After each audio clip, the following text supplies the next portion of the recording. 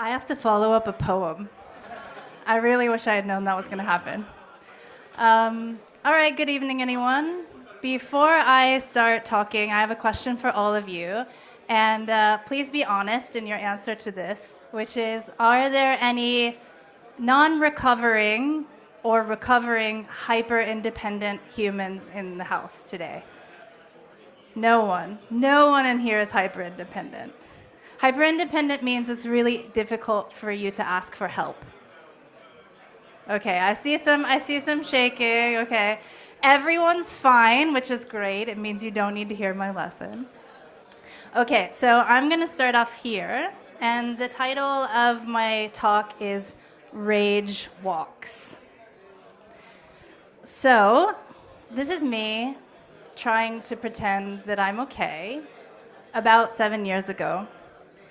So around this time, imagining me waking up in the middle of the night in just a cold rage, just so angry about things that were happening, about things that weren't happening, about things that I wanted to happen, just completely angry, looping again and again and again in anxiety and anger. Imagine me leaving the basement of this room and walking around Roppongi in a rage, just having to continually move my body because I was so angry. And at this time, my assumption was I needed to change my workplace. I needed to change what I was doing with my life, that the circumstances and people around me were the problem. So the person that you see here, in case you don't recognize it, that's me with the bangs and the hennaed hair, looking exhausted at Christmas. This is during one of the worst periods of burnout I've ever experienced in my life. This is where I started that job. So some of you will recognize this office. Sorry if it's traumatic for certain members of the audience. But as I asked you before, I'm a recovering hyper-independent person. So what does this mean? I am the oldest daughter of young parents. So I've had to take care of myself for pretty much my entire life. Not only that, I am the oldest of 12 cousins. So I was always the child care provider. So very similar to what Brian was talking about earlier. Not only that, I'm also a recovering people pleaser. So you can imagine the emotional toll that this would take, right? Hyper-independent, people pleaser, feeling like I need to take care of everyone and everybody all of the time. So this has resulted in every single role or job I've had in my life being promoted to a leadership position. So after this, I was promoted twice within a year. And this is really common for the roles that I find myself in before founding my own business.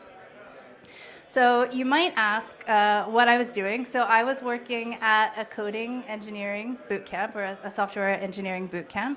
So basically what we did was we took people like me who came from different careers and helped them learn how to be a software engineer and change their life and hopefully have a better life.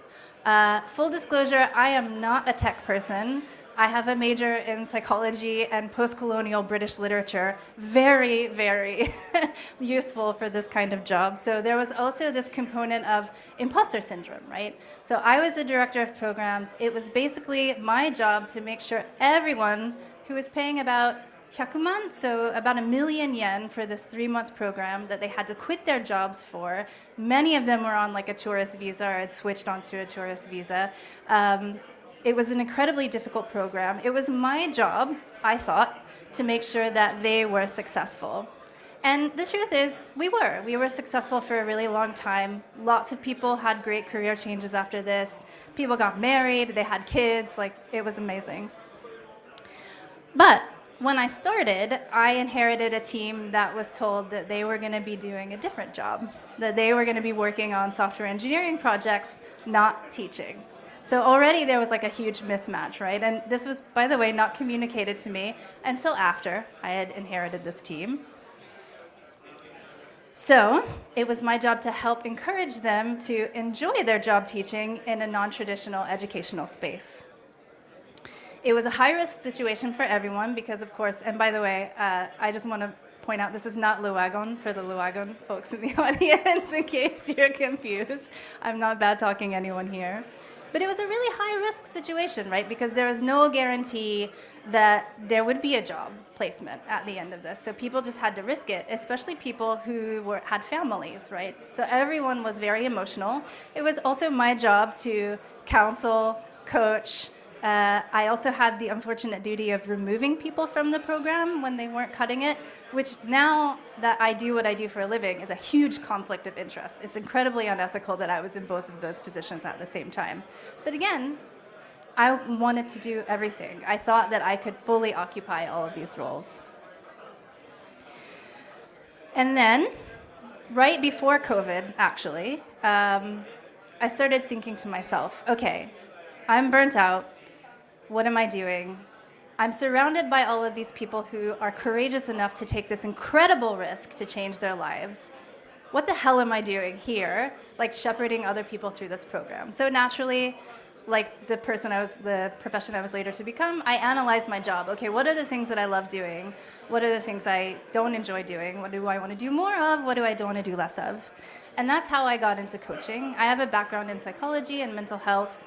I looked at becoming a therapist in Japan. Actually, this just changed, but therapy is not covered has not until actually this year been covered by health insurance in Japan. So yay, Japan. I actually want to celebrate that. But I looked at the state of mental health care and I was like, no, that's not great. I don't want to do that. So I decided to become a coach because I thought that would be more approachable. But naturally, hopefully, if you become a coach, the first thing that you should do is hire a coach and experience coaching for yourself. You would be surprised the number of coaches that I've talked to who have actually never worked with a coach. Super shady. So I did that, and overnight, my leadership improved. My stress levels went down, my rage walk stopped, and they became more gentle, like emotionally regulating walks. I was a much better leader to my team. I stopped saying things to my team like, could you just trust me to do my job, very aggressively, and earned the trust instead. And, when I was going through that process, I realized that your mental health and your mindset and how you take care of yourself is everything.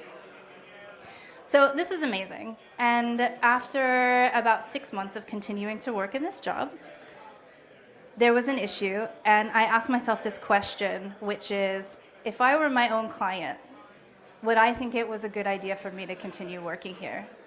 And the answer was no, unfortunately, at that point. So this is me now, actually over there in that room, and I have some questions.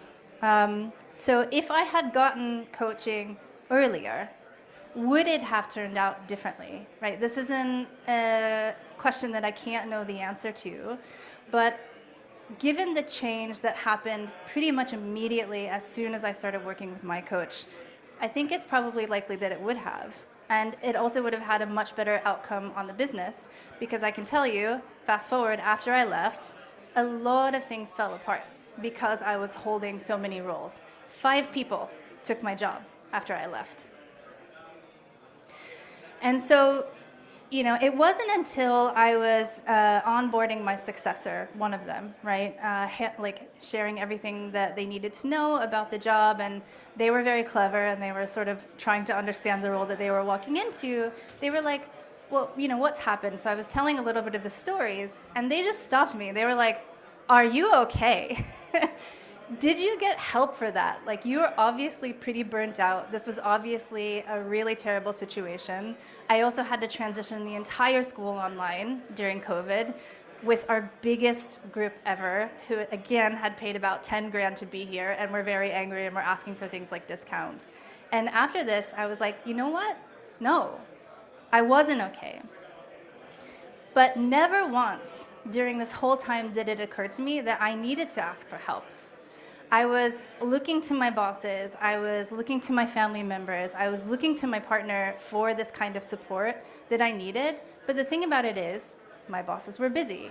It was a startup kind of environment. They probably also needed some help.